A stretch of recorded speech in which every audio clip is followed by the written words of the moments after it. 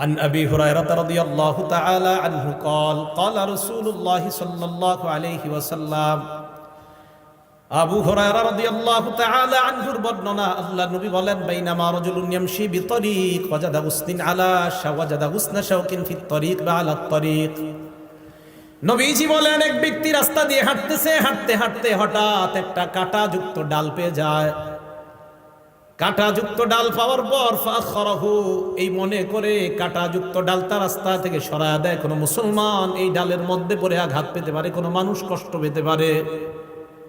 একটা সুই পাইছেন, রাস্তায় ফালাই দিয়েছেন, একটা ইটের টুকরা, যে টুকরা আপনার পায়ে লাগছে, আপনি চিন্তা করলেন আমার আরেক মুসলমানের পায়েও লাগতে পারে, এই টুকরাটা আপনি সরাইয়া দিয়েছেন। একটা কলার সিলকা, এটাতে আপনি পিছলা খেয়েছেন, আপনি চিন্তা করলেন আমার আরেক মুসলমান ভাইও এই সমস্যায় পড়তে পারে, আপনি সরাইয়া দিলেন। আল্লাহ নবী বলেন, ফাশাকারাল্লাহ, আল্লাহ আপনার এই আমলটা এত কবুল করে নেয়, আল্লাহ আপনার প্রতি সন্তুষ্ট হয়ে যায়। ওয়া গফারালা, শুধু তাই নয়, আল্লাহ নবী বলেন তার আগের জিন্দেগীর সব গুনাহগুলো মাফ করে দেয়। সুম্মা ক্বালা আশ-শুহাদাউ খামসা,